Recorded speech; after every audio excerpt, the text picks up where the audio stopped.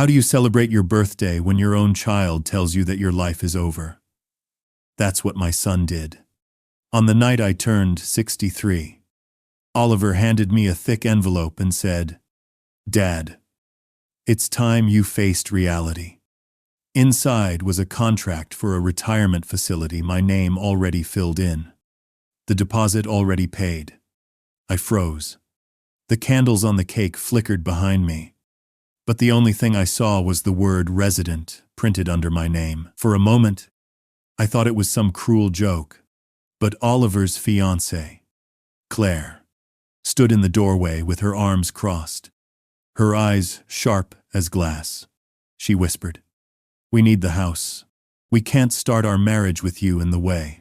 Well, I had built that house with my late wife. Brick by brick, paycheck by paycheck. I carried her across that threshold. I raised Oliver there, taught him how to ride his first bike on that cracked driveway. And now, on the very night I expected a hug or maybe a few kind words, my own flesh and blood told me to pack my life into boxes and disappear into a place where strangers would dole out pills and schedule bingo games. "Do you even hear yourself?" I asked. My voice shook, not from age but from the weight of betrayal. Oliver didn't flinch. He slid a spare set of keys across the table. The tag read "Our Home." Not his father's. Not ours together. Just theirs. My existence had been erased with a keychain. I wanted to scream. Instead, I whispered, "If this is how you love me, then maybe I never knew you at all." The words tasted like blood in my mouth. That was the night my heart broke without a sound. I live on a quiet street where maples lean over the asphalt. Our house sits third from the corner. A low brick ranch with a crooked mailbox. I never fixed because Lena liked the tilt. She said it looked like a person listening. I kept it that way after she passed.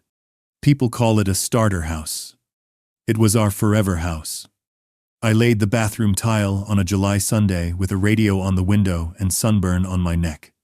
Lena painted clouds on Oliver's ceiling when he was 4. He asked if planes could land there. I told him anything can land if you believe. Back then, I believed in everything. I worked maintenance at the high school. Keys to every door. Boilers. Roofs. Bleachers. Wax in August. It paid steady and got me home for dinner unless a pipe burst. Lena taught second grade until the year her hands began to shake. The doctors said gentle words that still feel sharp in my mouth. She went fast. Oliver was 13.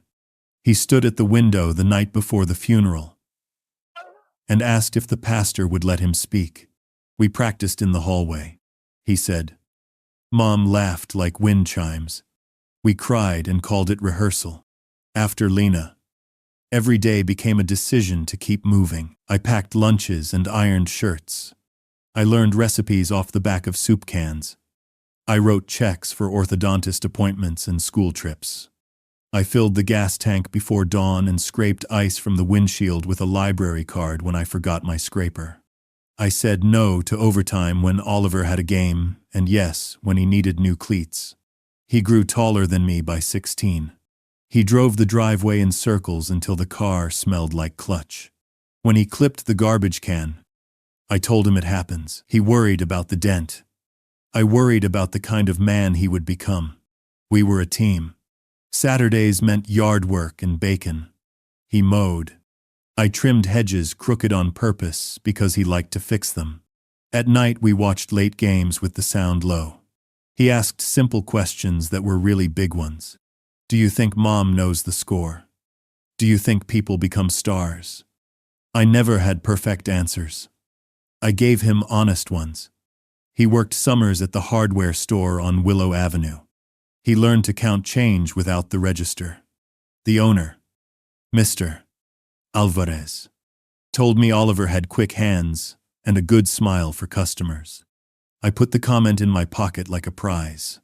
When the manager cut his hours, I picked up night shifts. We made it work. College money came from a coffee can in the back of my closet. Paychecks folded twice. Spare change from the laundry jar. I sold the motorcycle I had since 26, when the acceptance letter came from the state school 2 hours away. We drove there with the trunk tied down and a cooler of sandwiches. I signed the tuition plan and shook hands with a bursar whose name I have never forgotten, even though I try. Move in, day hurt and healed at the same time. I labeled every box with thick black marker. He laughed and said I did not need to. I needed to. It was the only way to walk back to the car alone and know where my boy was sleeping that night. He hugged me and said, "I will call." He did. Until the calls grew shorter and the world got louder around him. He came home for holidays with stories that moved fast. Thrift store mugs. Laundry, the color of bad decisions. Gas money and a little extra for books.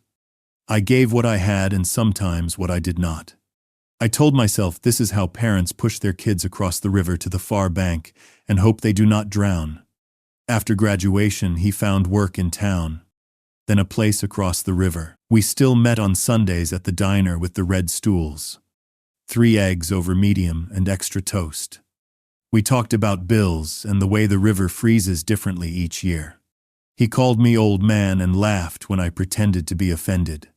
When he introduced Claire at that diner, she shook my hand and looked through me like a doctor with a clipboard. She asked about the house and my retirement. Yard size. Schools. I told myself she was nervous. I told myself she cared about details. What I felt was a draft moving through a closed room. But before Claire and after Lena, there were years of just us. A father and a son walking the long bridge between grief and whatever comes next. I held his life together with cheap thread and stubbornness. He let me. Some days we were perfect. Some days we failed and tried again. There was nothing I would not do for him. I thought he knew that. I thought love stayed where you left it. That is the story of our house and our small town, with its one movie theater and a winter festival that never starts on time. It is the story of a man who kept his promises, even the ones made to no one. It is the story that makes what happened on my birthday feel like a door slammed in a quiet church. You do not expect that sound. You do not forget it either. I tell you these things because love never begins at the moment it breaks. It begins in slow mornings and packed lunches. It begins when you let the mailbox tilt because it makes your wife smile. It begins with a boy who believes clouds on a ceiling can hold airplanes. It begins long before a man hears the word resident next to his name and wonders when he stopped being a father and became a problem to solve. Claire's voice was the first crack in the paint. She asked me, on that Sunday morning after church, "How long do you plan on keeping the house, Mr. Bennett?" I thought it was idle talk, the way people ask about the weather, but Oliver shifted in his chair, and his coffee cup rattled against the saucer. I saw something pass between them that I pretended not to see. At first it was small. Claire suggested we move our Sunday breakfasts to a different diner closer to their apartment. Then Oliver started showing up late, distracted, apologizing with half smiles. I told myself it was love making him scatterbrained. I wanted to believe that. I needed to. But small things add up, like drops that wear stone. One night, Oliver stopped by with groceries I hadn't asked for. Milk, bread, a box of cereal I never eat. He set them down and said, "Dad, you should really think about downsizing. The stairs are getting harder." I stared at the steps I'd walked 1,000 times, carrying Lena's laundry, carrying Oliver when he had fevers. They didn't look any steeper to me. Another time, Claire joined us for dinner. She walked the rooms like a realtor. She trailed her fingers along the mantel where Lena's photo stood. She said, "This place would be perfect for kids. Don't you agree, Oliver?" He nodded too quickly. My chest felt tight. They started bringing papers. At first, it was brochures, retirement communities with painted gardens and smiling strangers playing cards. Then it was numbers. You could sell this house for enough to live comfortably for decades, Oliver said. He spread the papers out on my kitchen table. The same table where I had once taught him to balance a checkbook. I asked. Comfortable for who? He didn't answer. The conversations grew sharper. I said no. They pushed harder. Claire said, we just want what's best for everyone. Everyone, in her mouth, meant her and Oliver. I was not included in that word. The night before my birthday, Oliver stayed late. He sat in the recliner across from me, the one that still smelled faintly of Lena's lavender spray. He rubbed his palms on his knees and finally said, Dad, you promised me years ago I'd always have a home. You said it when Mom died. He had like the lead with mine signed. I remembered. The boy crying into my chest at 13. My promise whispered into his hair. Yes, son, I said. I promised. And I kept that promise every day. He had like the lead with mine signed. His eyes were cold when he replied. Then keep it now. Give me this house. He had like the lead with mine signed. I couldn't breathe. It was as if he'd taken a knife and twisted it. Right there under my ribs. He left not long after. His words hanging in the air like smoke. The next day was my birthday. That was when he gave me the envelope. The contract with my name already printed.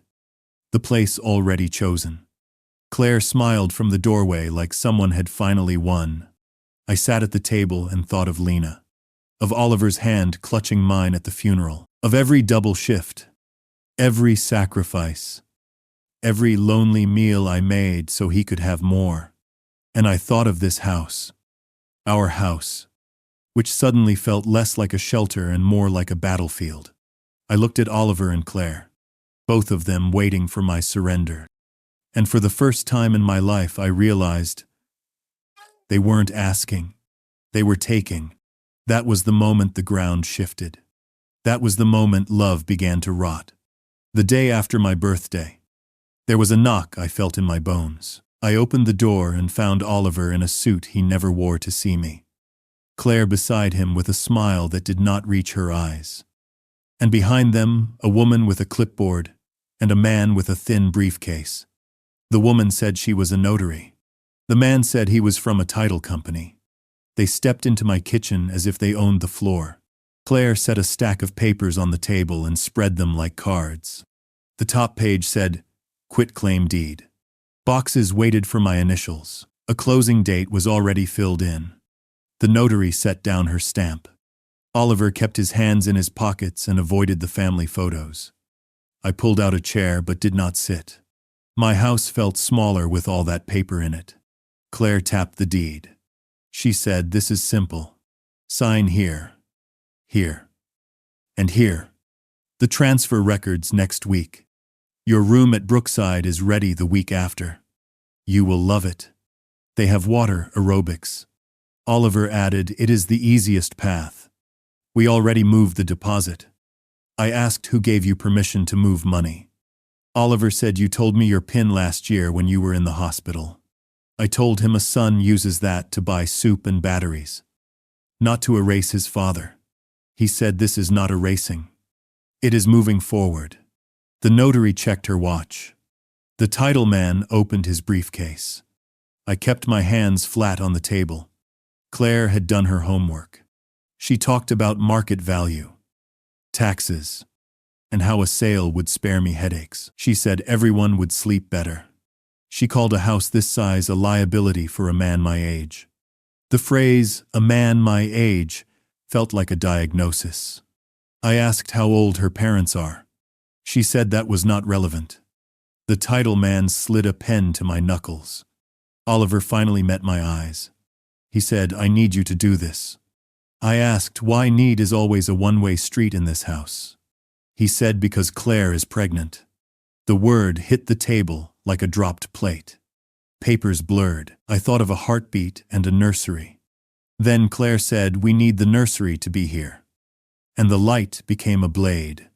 I asked, "Since when?" She said, 8 weeks, and waited for me to cheer. Oliver said, "We wanted to make a plan first. This is the plan. Give us the house. Move to Brookside. Meet your grandchild on Sundays by the koi pond." The clock above the stove ticked like an audience. I sat so I would not fall. I read my name where it waited for ink. I set the pen on top and slid everything back. I said no. Claire gave a short laugh that belonged in a boardroom. She said, "This is not a negotiation." I said, "I am not negotiating. I am refusing." Oliver lifted the pen and tried to place it in my hand. I put it down. He said, "Do not be dramatic." I said, "I am calm." The notary said, "If we cannot proceed, there will be fees." I said, "Mail them to the tilted mailbox." She did not understand. Oliver did. Claire changed tactics. "If you will not sign," she said, "we will begin a process. Petition to the court. Letters from doctors. Concerns about safety and memory. Words that can make a judge take a house from a man who still knows the birthdays of everyone he has ever loved. It would be better for everyone if we did this quietly." Oliver watched the coffee maker steam. I turned on the tap and washed a plate that was already clean. I dried it with the cherry towel from Lena's first apartment. I faced them. I said, "I am not leaving the home I built with my wife because you want a larger bedroom. I am not signing papers under pressure in my own kitchen. I am not confused. I am not unsafe. I will not be processed like mail." Oliver's jaw went tight. His eyes went wet and then hard. He said, "You would do this to me when we are about to have a baby." I said, "I would do this for you. Children need parents who know the difference between asking and taking." He said, "You are cruel." Claire said, "He is selfish." I said, "I am clear." The title man closed his briefcase. The notary capped her stamp. Claire gathered the papers with quick, irritated movements. Oliver stood like a boy at a door he did not expect to find locked. He said, "This is going to get ugly." I said, "It already is." Claire said, "We will be in touch." They left in a rush of cold air. I followed them to the porch. The maples were bare. Oliver turned at the walk and said, "You will regret this." I said, "I regret only the years when I did not use the word no." He blinked and went to the car. Claire did not look back. I stood there long after the engine noise was gone. My hands shook. Not with fear, but with relief. Inside, I cut a slice of birthday cake I had not touched. I ate it standing up like a man who just kept something sacred from being sold. Then I washed the fork and put it away. I sat at the table and opened the small notebook Lena bought on a summer trip. I wrote 3 lines. I will not leave my home. I will not be bullied. I will not be erased. When I closed the cover, I noticed a card tucked under the salt shaker. A law firm I did not know. On the back, a message in Claire's neat hand. "We can do this the easy way." I turned off the kitchen light and stood in the quiet. The house felt like what it has always been. A promise kept. The following morning the phone rang before the sun had cleared the maples. I let it go twice, then picked up. A voice I did not know asked for Mr. Harold Bennett. "That is me," I said. The caller explained he was counsel representing Oliver and Claire. His tone was firm but polite, the way a man sounds when he is paid by the hour. He said they wished to resolve matters concerning the property and my long-term care in a manner beneficial to all parties. I told him I was not a party. I was a father in his own home. He said we can pursue guardianship if needed. I hung up before the word guardianship could bruise me further. I dressed in my work boots, though I had no job to go to. I raked the yard, trimmed the hedge, hammered a loose board on the porch. I wanted the house to feel my hands, to know I was not surrendering. Mrs. Langley, my neighbor of 20 years, leaned over the fence. She asked if I was all right. I told her people were trying to move me out. She laughed at first, then saw my face and stopped. She said, "Harold, that house looks more like you than you do. No one can take it." I wished I shared her certainty. Later, I drove to the diner. Earl behind the counter poured me coffee without asking. He said he missed seeing Oliver on Sundays. I did not answer. Two men in the next booth discussed a wedding venue in the city, an expensive place with chandeliers. My stomach tightened. I wondered if that was where Oliver planned to celebrate without me. I pushed away, my toast untouched. When I came home, a cream envelope waited in the mailbox. Inside was a formal notice. My invitation to Oliver's wedding was withdrawn. Words on thick paper can cut sharper than knives. I read it twice, then left it on the counter. I stared at the suit hanging in my closet, the one I had bought with pride, imagining standing beside my son. The tags still dangled from the sleeve like reminders of hope now wasted. That evening, my brother Samuel called from Ohio. He asked what day he should arrive for the wedding. I told him not to come. He thought I was joking. I said it again. He asked why. I said, "Because I have been erased." He cursed softly. He said, "Harold, you raised that boy with your own two hands after Lena passed. If you are not invited, then something is broken beyond repair." His voice shook. I told him I could not explain more. He said he would drive out anyway. After the call, I sat in the kitchen staring at the half-empty cake. I thought of Lena's laugh echoing through these rooms, the way she danced barefoot on the tile. I thought of Oliver at 7, running with a plastic bat, begging me not to stop pitching until dark. Those memories should have been enough to shield me. Instead, they cut deeper. Because the boy who once shouted, "Daddy, wait," now sent lawyers to speak for him. The next day, Claire herself appeared at the door without Oliver. She wore a sharp coat and carried a folder. She said, "Harold, we can avoid unpleasantness if you cooperate." I asked if she had ever buried a wife at 48. She did not answer. I asked if she ever raised a son alone, cooked every meal, patched every knee. She said, "That is irrelevant." I said, "Then you do not know what unpleasant is." She left without sitting, but her perfume lingered like a warning. I spent that night pacing the halls. I stopped at each doorway. Oliver's room was bare now, but I could still see him sprawled across the bed with books open. Music playing too loud. My chest hurt. I whispered aloud, "Where did you go?" "Son." Only the walls answered. I wrote in Lena's notebook again. Today they tried lawyers. Today they tried shame. Tomorrow they will try more. But I am still here. The pressure mounted in small humiliations.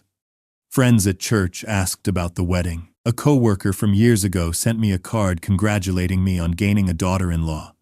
I could not bring myself to correct them. I smiled until my jaw ached. I drove home and sat in the car until night fell because I could not face the silence inside. But in that silence, something began to harden. I realized that every threat, every letter, every cold word from my own child was teaching me a lesson. Lena once tried to show me, love without boundaries becomes surrender. I had surrendered for years. I would not anymore. I closed the notebook and said it aloud in the empty kitchen. I will not move. This is my home. This is my line. The walls seemed to lean closer, listening. For the first time since my birthday, I felt the ground hold steady beneath my feet. "Mrs. Langley was the first to say it out loud. She called across the fence at noon. Her voice was careful. "Harold, I saw a notary at your door yesterday. Is everything all right?" I told her the truth in plain words. She put a hand to her chest and said, "Not if I have breath in me." By evening, the block knew enough to worry. At the diner, Earl topped off my coffee and leaned in. "Heard some talk," he said. Folks say you are not feeling well. I asked who said that. He looked at the pie case instead of my face. Claire called the church office. He said, "She asked the pastor to pray for your clarity and calm." Clarity and calm. Gentle words that can carry a lie on their back. I thanked him and left my toast cold. On my porch, I found a casserole in a foil pan. A note in careful script said, "We are here for you." No name. I stood there with the warm dish in my hands and felt the shape of pity. It did not fit. Samuel pulled into my driveway at dusk. He drove straight from Ohio. He hugged me and smelled like road and gum. He walked through the house slow, touching the backs of chairs, the edge of the fireplace, the nick in the hallway where Oliver crashed a toy truck when he was 5. He said, "You are not leaving this place because a girl with a clipboard says so." He asked if I had a doctor who knew me. I said yes. He said, "Call him. Not tomorrow. Now." Dr. Patel saw me the next morning. He asked me to name the month and draw a clock. I laughed. He did not. He said, "Humor is good, Harold. But let us be thorough." I counted backward. I stood on one foot. I told him the medications I take and when. He wrote notes. He looked me in the eyes a long time. He said, "I see grief. I do not see confusion." I asked for a letter. He wrote one on thick paper. He handed it to me like armor. On the way home, I stopped at the high school. The building smelled like old wax and gym floor. Mr. Jensen, the new principal, came out to shake my hand. He had heard the rumors. He said, "Harold, you are the reason this place still has heat in January." He typed up a statement while I waited. He wrote that I worked here 4 decades without a single incident of negligence. He wrote that I trained 3 superintendents, 2 of whom have moved on to bigger districts, but still call me for advice. He printed it and slid it over the desk. He said, "If anyone asks about your competence, you send them to me." When I got back, Mrs. Langley waved me over. She held her phone. Her doorbell camera had caught something. A woman with a measuring tape stood on my porch, while Claire pointed at windows and eaves. The woman took notes and snapped photos. Mrs. Langley said, "I will swear to this under oath." Harold. My hands shook. Not from fear. From anger that tried to speak before I did. That night, Father Morell came by. He is a small man with kind eyes.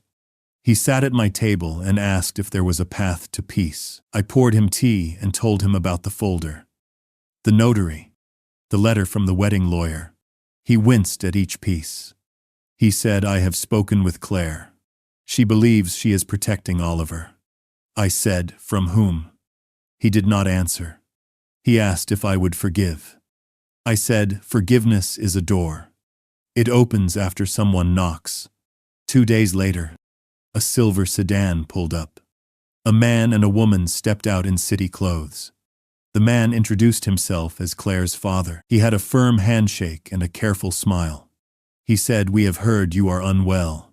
He said, "Claire told us you were confused and lonely." He said, "They are trying to help you." I showed him Dr. Patel's letter. He read it twice. The woman pressed her lips together. They looked less sure. He said, "This is not what we were told." I said, "It rarely is." Oliver arrived while they were still on the porch. He saw the letter in his future father-in-law's hands. His face changed. The mask slipped. "Dad, why would you drag other people into this?" I stared at him. "You brought a notary to my kitchen. You called a lawyer. You canceled my invitation with embossed paper." He could not hold my eyes. He told Claire's parents that I was tired. He told them I was making things dramatic. He told them what he needed them to hear. The woman said, "Oliver, please stop." Later that afternoon, I drove to the hardware store on Willow Avenue. Mr. Alvarez hugged me in the aisle between paint and nails. He said your boy came by to ask about the price of new locks. He said it like a man delivering a storm warning. He added, I did not sell him any. He slid me a packet of heavy-duty strike plates and would not take my money. He said, consider it a community discount. I doubled the screws in my door frames that night. Samuel held the flashlight. We worked without talking. The beam trembled when his hand did. He said, I remember when Lena laughed at us for hanging that Christmas star crooked. You got on a chair and refused to come down until it was right. He held the light steady. He said, do not come down now. Not for this. By the end of the week, the story had changed shape in the neighborhood. It was no longer Harold is sick. It became, Oliver wants the house. People brought more food than I could eat. They brought words, too. Some were soft. Some were sharp. One older woman from church stood in my doorway and said my son took my bank card when my hip was broken. We are still fixing what that did to us. She touched my sleeve and said, you are not alone. Claire did not come for 2 days. On the 3rd day, she marched up my steps with a polite smile fixed like paint. She said there has been a misunderstanding. She said she would like to reset. She said we could find a number to make everyone comfortable. I asked what number equals a wife's laughter and a boy's first bike. She dropped the smile. She said, you are being theatrical. I said, I am being exact. That evening, Oliver texted me a single line. Please stop embarrassing me. I stared at the words until the screen dimmed. I thought of Lena's notebook in the drawer. I wrote a new line. When truth is spoken out loud, those who benefit from silence call it shame. The next morning, Mrs. Langley called again. She had overheard Claire on the sidewalk. Claire told a friend on speaker that after the wedding they would be in by summer. Paint in June. Nursery in July. She laughed. She said, the old man will have fresh air and card games. He will thank us later. Mrs. Langley's mouth was a thin line when she told me. Thank you was not the word she used. Neither was later. By then the block had chosen a side. Men I replaced boilers with stood in my yard with folded arms. Women who brought Lena soup during chemo stood in my kitchen and rearranged the casseroles. Samuel took calls on my porch with the voice he used at the plant when machines failed. He said words like filing and injunction and witness. I realized the thing I feared most was already happening. People knew. The story was out. But something else had happened too. I was no longer standing alone. Night fell. I walked room to room and turned off lights. I touched the door frames I had reinforced. I pressed my palm to the cool glass of the window over the sink. For the first time in days, the house felt less like a battlefield and more like what it had been for so long. A home, not because the fight was over. Because people outside the fight had stepped inside it and said, we see you. We hear you. We will stand here a while. I slept for 4 hours without waking. When I opened my eyes, I knew 2 things. The wedding would not be a quiet place. And I was done letting other people write my story for me. The official letter arrived in the middle of a rainstorm. Heavy drops struck the roof like fists. While I slit the envelope with my thumb, the return address was embossed. A law firm in the city. I already knew what it would say before I unfolded the thick paper. The language was cold and final. My invitation to Oliver and Claire's wedding had been rescinded. No explanation beyond unforeseen circumstances. The words blurred as water from my coat sleeve smeared the ink. I read them 3 times. But they did not change. My son had erased me from the day that should have bound our family together. I sat at the kitchen table while thunder rolled. The suit I had bought for the wedding hung in the closet upstairs. I had chosen it carefully. Charcoal with a pale blue tie. Because Lena once said, blue made my eyes kind. I imagined it still sealed in its plastic, waiting for a ceremony I would not see. Next to it lay the gift I had wrapped. A leather album filled with photographs from Oliver's childhood. His first steps in the backyard, His 7th birthday when he cried from joy over a baseball glove. The album felt like both an offering and a shield. Now it was useless. I called Samuel. He answered on the first ring. I told him not to drive back for the wedding. He thought it was a bad joke. I read him a line from the letter. His breath caught. He said, "Harold." I knew Claire had claws, but I never thought Oliver would let them cut this deep. He promised he would come anyway. Wedding or no wedding. His voice shook with anger and something softer. Grief, maybe. After that call, I phoned Martha. Lena's sister. She had bought a new dress weeks ago. Told me it made her feel 10 years younger. I told her not to waste the trip. She asked why. Her voice light at first, then breaking. I had no strength to explain every detail. So I said simply, "I am not wanted there." She cried quietly and hung up. I sat with the receiver in my hand, hearing her absence more than the dial tone. By afternoon, the news had traveled. My neighbor's boy waved from across the street, then dropped his eyes quickly, as if instructed not to mention anything.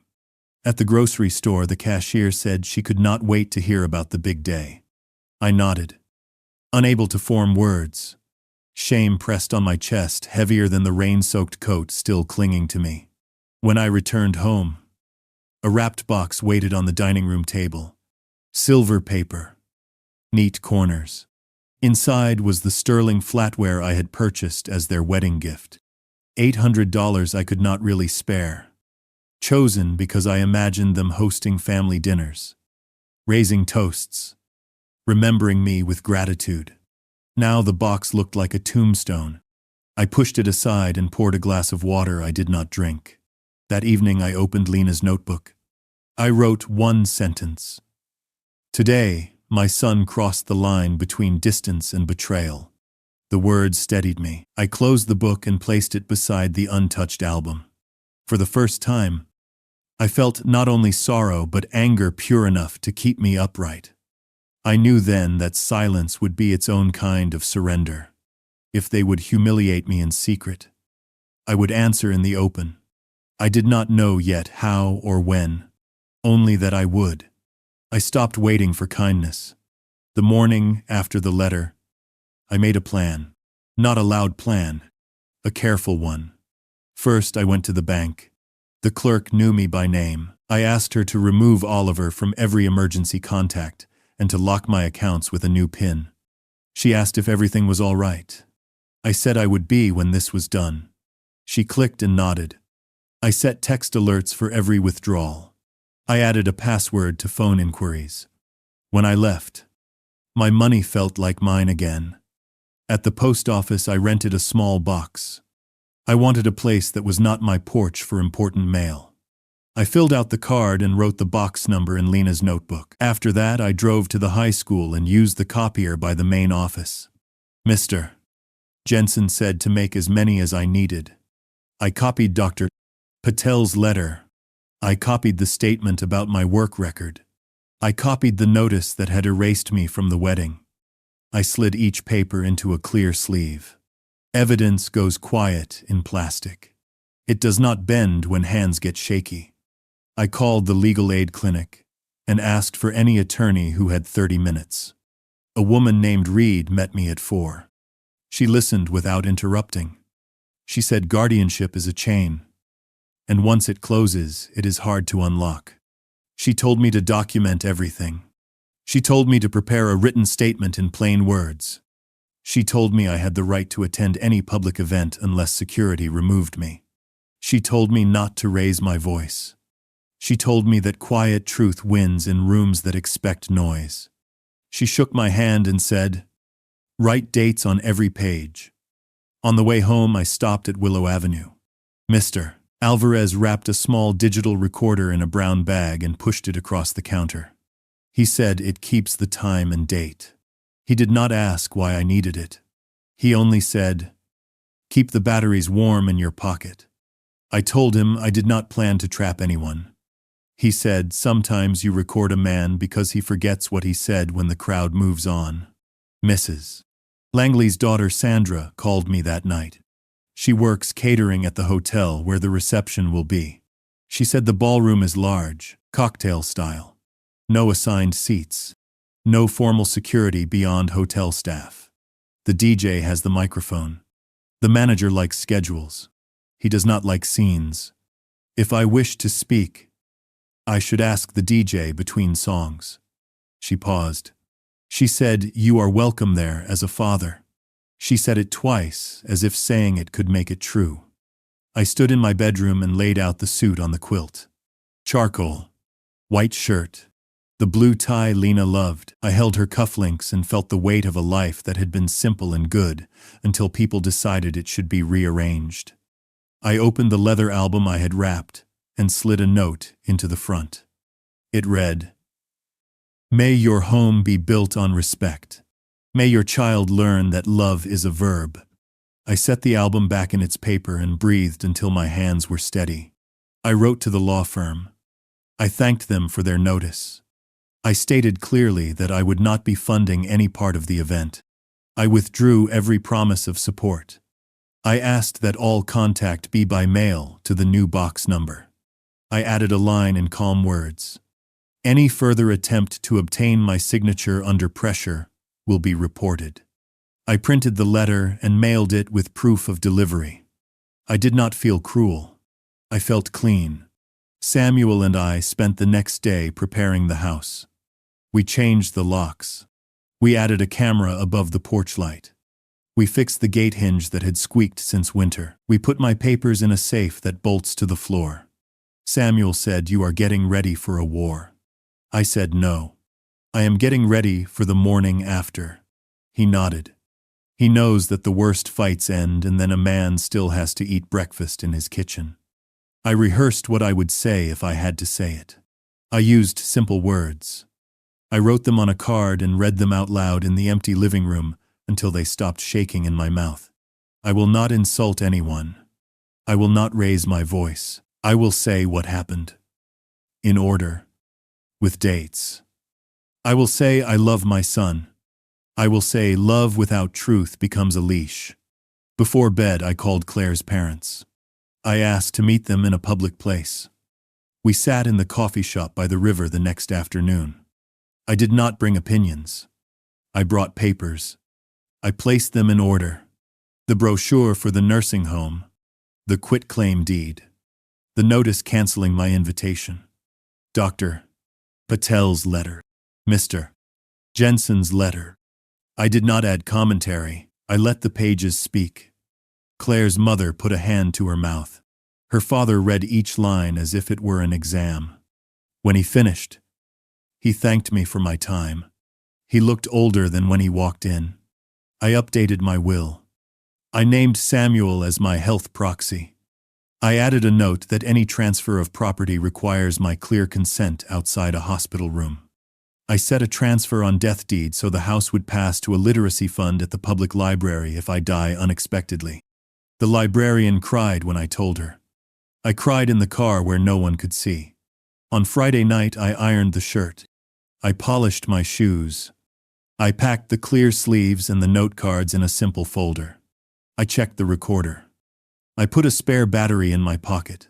I set a small envelope by the door. Inside was a gift card to the diner with a short line in my hand. Start your mornings with something honest. I would give it to Oliver only if the night allowed dignity. Then I sat at the kitchen table with the lights off and listened to the refrigerator hum. I pictured the ballroom. I pictured my son. I pictured the exact moment when truth would need a voice. I did not plan a speech. I planned a spine. If I was called selfish, I would be steady. If I was told to leave, I would walk out. If I was given 1 clean minute at a microphone, I would spend it on the facts and on love. I set my alarm and tried to sleep. Sleep did not come fast. When it did, it carried a simple dream. I was back in the hallway with Oliver at 13. He practiced the words for his mother's service. He said, "Mom," laughed like wind chimes. I corrected nothing. I only stood there and kept time with my breath. In the dream, I whispered what I had forgotten to tell him then. A good life is not built by what you take. It is built by what you honor. I woke before dawn and wrote that down on the card. Then I turned on the kitchen light. It was time to get ready. Saturday came bright and cool. A sky too clean for what was ahead. I dressed slow. Charcoal suit. Crisp shirt. Blue tie. Cufflinks from Lena. Each piece felt like armor. I placed the folder with my letters and the photo album into a plain paper bag. The recorder slid into my pocket. Samuel watched from the kitchen doorway. He said, "You do not have to do this." I said, "I already am." He drove me into the city. Neither of us spoke much. The hotel grew tall in the windshield. Glass flashing in the sun like a warning. The lobby was filled with flowers and chatter. Guests in bright clothes. Laughter bubbling. I walked among them and felt invisible, until someone whispered, "Harold." It was Aunt Jean, surprised but kind. She hugged me quick. She said, "I am glad you came." No one had told her I was not invited. More relatives saw me then. Some faces lit up. Others tightened with confusion.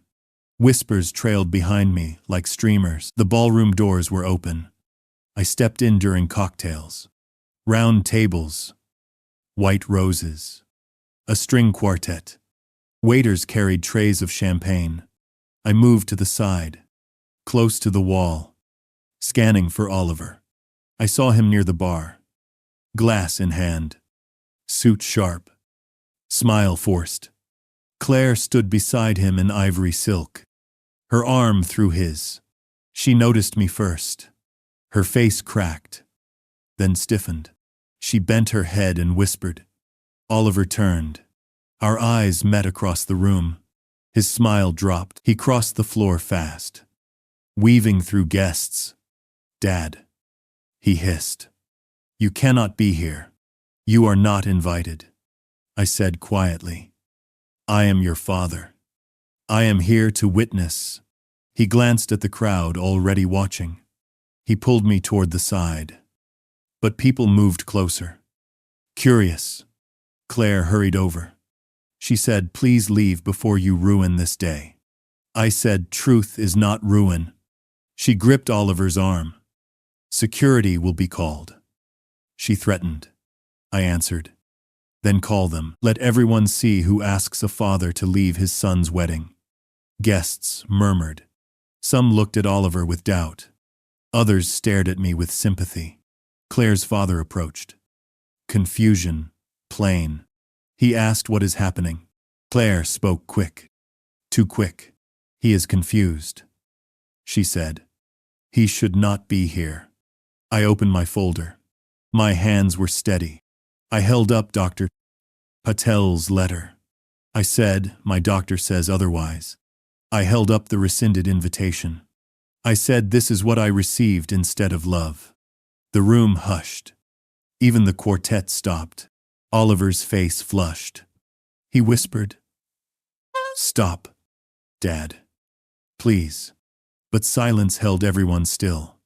I walked to the bandstand where the microphone waited. I asked the musician if I may borrow it. He hesitated, then gave it. I tapped once. The sound carried sharp. Every eye turned.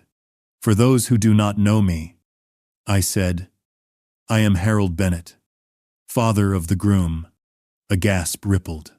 Some guests clapped automatically, then faltered. I told the room what had happened. I did not shout. I spoke with dates, with facts. On my birthday, I said, my son handed me papers to move me into a nursing home so he could take my house.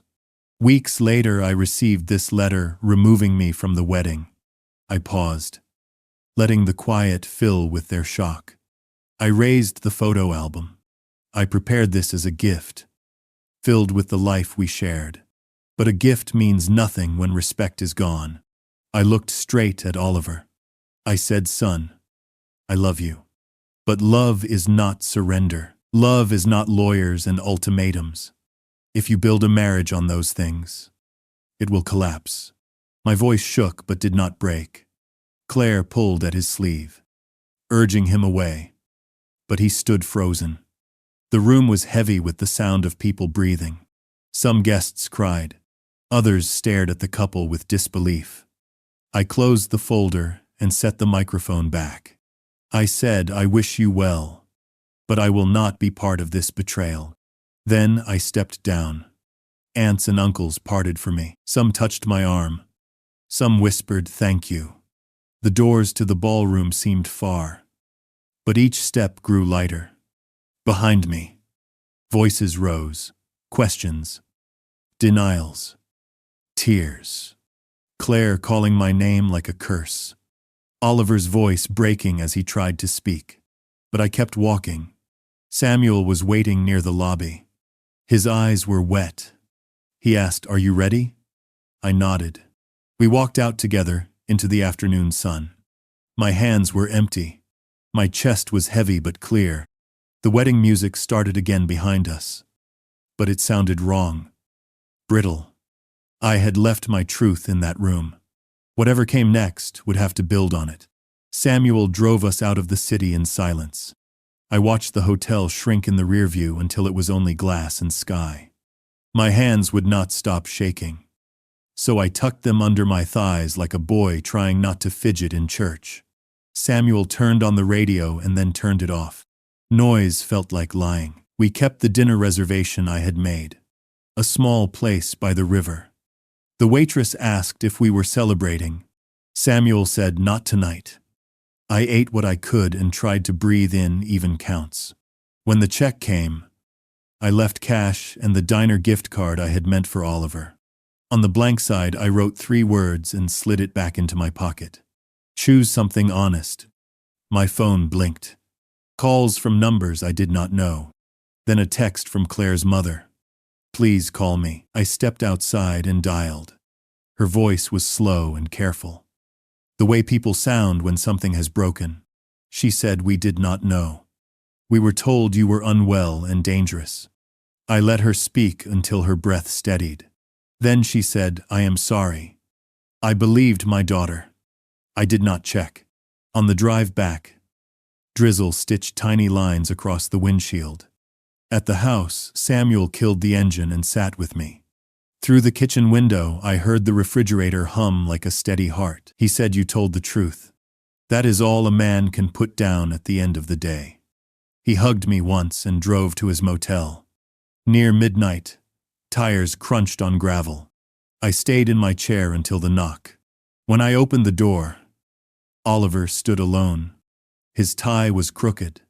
For a second I saw the boy who used to stand at this door with scraped knees and secrets. Then he spoke. Dad, you have to fix this. Claire's parents pulled their support. Vendors want money. Guests are posting videos. You have to come back and talk to people. We can still make this right. I did not invite him in. The porch light made a small circle around our feet. I said, I will not sign my home to solve a mess you made with lies. He said, Claire is pregnant. You would put your grandchild on the street. I kept my voice even. If there is a child, I will buy diapers and build a crib. I will drive at 3 a.m, but I will not be a bank or a deed. Love is not a deed. He looked past me into the living room like he was counting memories he could sell. Then he tried the last tool in his box. Mom would want you to keep us together. I set my palm on the door so I would not sway. Your mother would want you to tell the truth. I said, she would want you to work and be kind. She would not want you to threaten your father on his porch at midnight. He began to cry. Not the clean cry of a child, the low, angry sound of a man who cannot move a wall by pushing. He said, so that is it. You choose a house over your son. I said, I choose a spine. A no said with love is still love. He asked if he could sleep here. I looked at the lock I had reinforced. You can sleep in your uncle's room at the motel. You cannot sleep here until a counselor sits between us. Morning came gray and thin. At 8, there was a message from the law firm. Their client wished to de-escalate. Interest in mediation. Please respond via counsel only. I boiled coffee and read the lines twice. I met with Miss Reed. We drafted a letter. 1 page. I will not transfer my home. I will not discuss guardianship. I will meet my son in a counselor's office when he is ready to take responsibility for his words and choices. The door of my home is closed to demands and open to truth. We sent it certified. When I got home, the neighborhood felt different. Mr. Alvarez left a paper sack by my door. Inside were heavy-duty strike plates. Mrs. Langley stuck a note on my mailbox that said, "You are seen." On the welcome mat, someone had placed a small potted maple. A seedling with leaves like little hands. I set it on the table and watered it from the glass I had not drunk at dinner. That afternoon, Claire's father came alone. He stood on the porch with his hat in his hand. He did not ask to come in. He said, "I raised my daughters to tell the truth. I failed one of them this month." Then he apologized the way a man apologizes when he knows the cost he helped create. He said, "Whatever happens between you and Oliver is yours to decide. No court or lawyer will come from us." He asked if he could borrow the album to copy a few photos of Claire with Lena. I told him he could. He promised to bring it back tomorrow. At dusk, I walked the yard with the little maple and looked for the right spot. I chose the corner where the grass stays cool. I dug a hole with the shovel that still has Lena's initials burned into the handle. I set the roots and pressed the soil with both palms. I said a sentence to the empty street. I am planting something that does not ask for what it did not earn. When I went back inside, the house looked the same. The chair, the stove, the photo on the mantel. But the air felt changed. Not lighter, not heavier, just honest. I wrote in Lena's notebook before I slept. Today I did not save my son from the pain of his choices. Today I saved our future from the lie that love is giving until you disappear. Then I turned off the light. The little tree outside settled its leaves. And for the first time in a long time, I believed that choosing myself was not abandoning him. It was giving him a father who would not vanish when pushed. 2 days after the wedding, the town felt split down the middle. At the diner, voices lowered when I walked in. At the hardware store, Mr. Alvarez clapped my shoulder and said nothing. I went back to the school to help the new custodian trace a short that kept tripping the lights in the north hallway. We found a loose, neutral. I tightened the set screw and the corridor breathed back to life. Miss Reed called. Mediation was on the table. A counselor with an office above the pharmacy would facilitate. I agreed under 2 conditions. No papers. No money. On Thursday at 3, I climbed the stairs that smelled like lemon cleaner. The waiting room held watercolor bridges. I sat and watched the doorway. Oliver arrived late. Alone. He did not hug me. The counselor invited us into a small room with 2 chairs and a thirsty plant. She asked for simple sentences. I went first. My home is not available. My bank account is not available. My signature is not available. My love is available if we can learn respect. Then I stopped. He said, I panicked. The wedding was expensive. Claire wanted it perfect. I thought the house solved everything.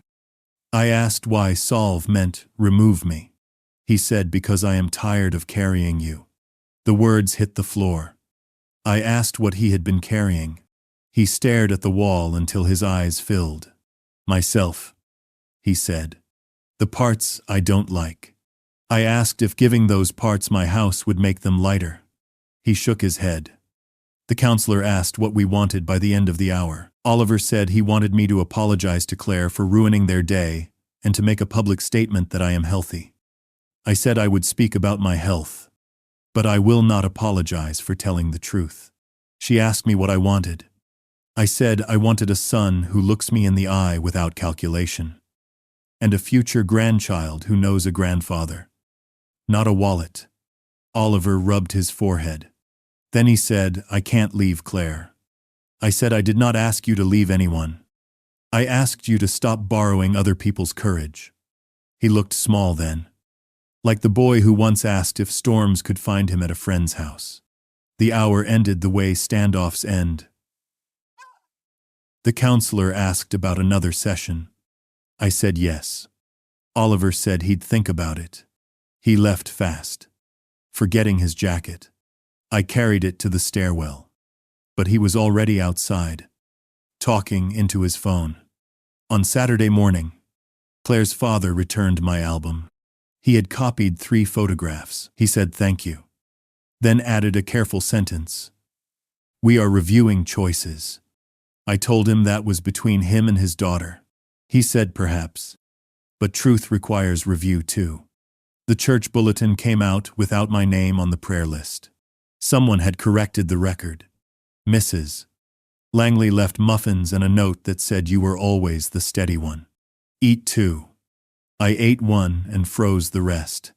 I swept the porch. I sanded the splinter on the railing.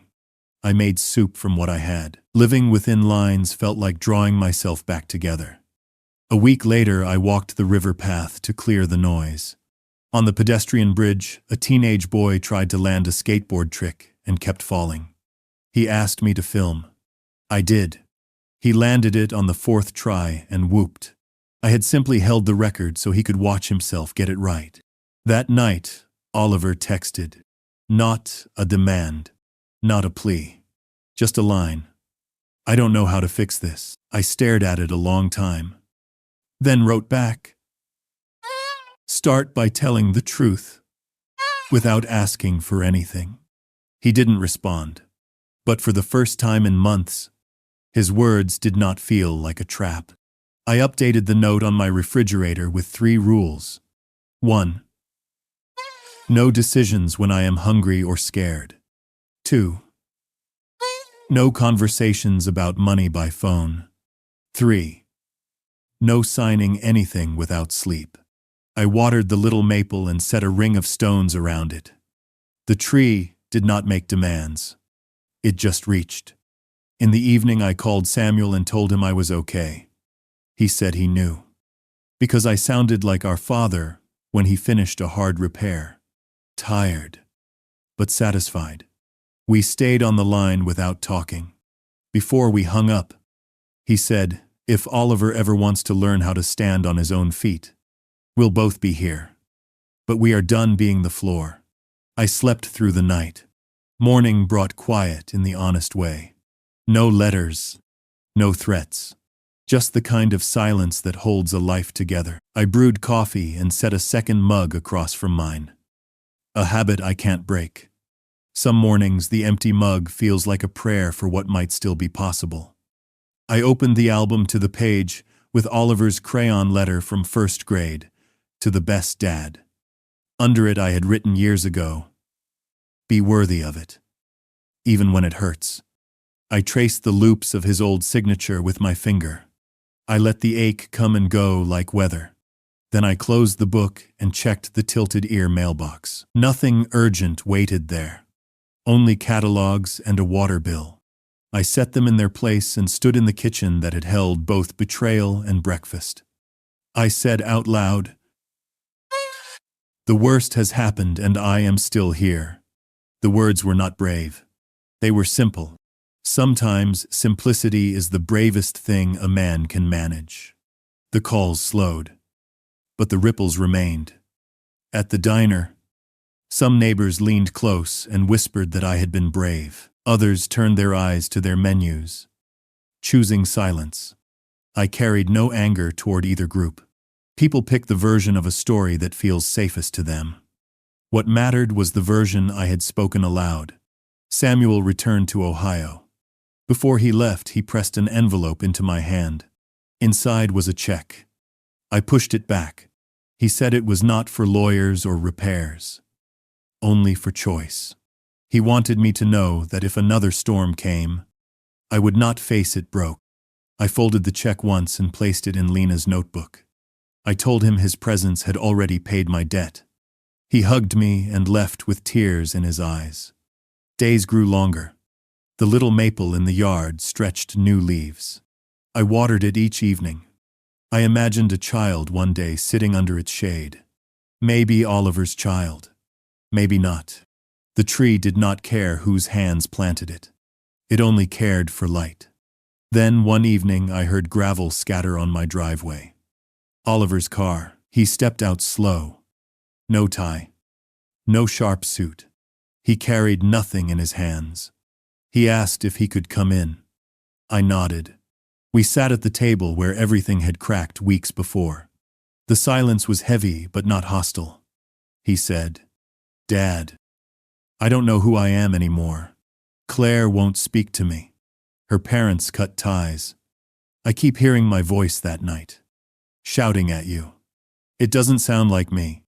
It sounds like someone desperate and ugly." I stared at him. I said, "That was you, son, but it doesn't have to be who you stay." He bowed his head. He asked if I could forgive him. I said, "Forgiveness is a door. It opens when the one who knocked is willing to walk through with both feet." He asked what that meant. I said, "It means you need to stand here without excuses, without papers, without threats." He said, "I can do that." His voice cracked like a boy again. I took out the album wrapped in silver paper. I slid it to him. He unwrapped it slow. He flipped through the pages, stopping at his missing tooth grin, at the high school jersey, at Lena's face. His tears fell onto the plastic sleeves. He whispered, "I remember." I whispered, "Me too." We sat a long time. At last he asked, "Do you think I can change?" I said, "I think people do not change by wanting. They change by choosing." Again and again. He nodded. He asked if he could help with the yard, with the maple. I said yes. Tomorrow. He smiled, faint but real. When he left, he hugged me. Not the stiff embrace of obligation. A full circle. His arms tight like he meant to hold on. I stood at the door long after his car lights faded. I felt hope like a cautious guest knocking at my ribs. That night I wrote in Lena's notebook. He came back, not to take, but to remember. I do not know what tomorrow brings. But tonight, the house feels less like a fortress and more like a home again. I placed the pen down and listened to the hum of the refrigerator, the creak of the beams, the small sounds of a house still alive. And I let myself believe that sometimes even broken suns can find their way back, if the truth is steady enough to guide them. Spring came slow. Then all at once, the maple pushed tiny red buds that looked like clenched fists learning to open. I walked the yard each morning with coffee and a pencil to mark new growth.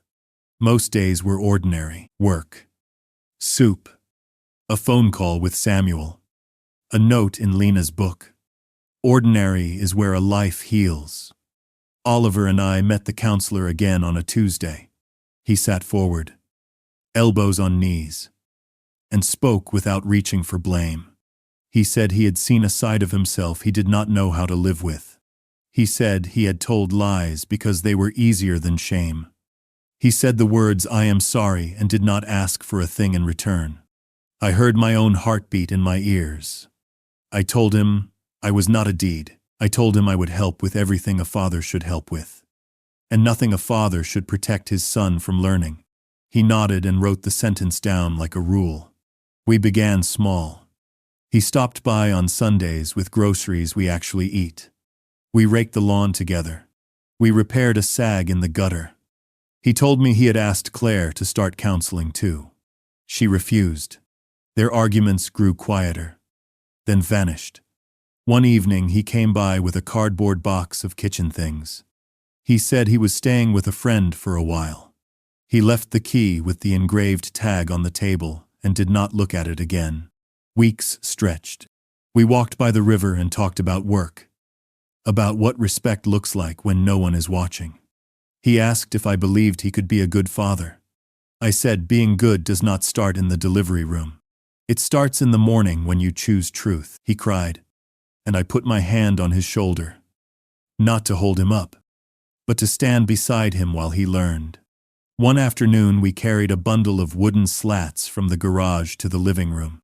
I had saved the crib I built for him 3 decades ago. We sanded and tightened every joint, then painted it fresh white. The smell filled the room. He said, "I can't promise how my life will turn, but I can promise I will not use you as a shortcut again." I said, "That is the only promise I require." The maple unfurled full leaves by June. Birds nested in its shade. Sometimes I sat on the stoop and imagined a small child playing beneath it. Whoever they turned out to be. Not a pledge to me. Not leverage. Never again. Just a person who will learn, early, that love is a verb. On a quiet night, Oliver came to the door with a short letter folded twice. He handed it to me without speaking. It was addressed to me and to anyone he'd hurt. He wrote what he had done. He named it without decoration. He asked for no defense and made no request. He signed his name like a man who intends to live under it. I hugged him, then placed the paper in Lena's notebook between the pages that held our hardest days. We stood in the kitchen and breathed. If you asked what changed, I would not point to speeches or grand gestures. I would point to a key returned without ceremony, a set of hands building a crib, a letter in the exact words a wrong requires, a father who stayed in his house and learned that saying no can be a form of love when it protects the person you still hope your child can become. I make coffee for 2 some mornings. I keep the second mug out not because I am waiting to be needed, but because the door is open to truth. The little tree outside lifts its leaves to the light. Inside, the home Lena and I made holds steady. I am still here. My son is finding his way, and the part of me that once confused surrender with devotion has finally grown quiet enough to hear what love actually sounds like when it tells the truth and then keeps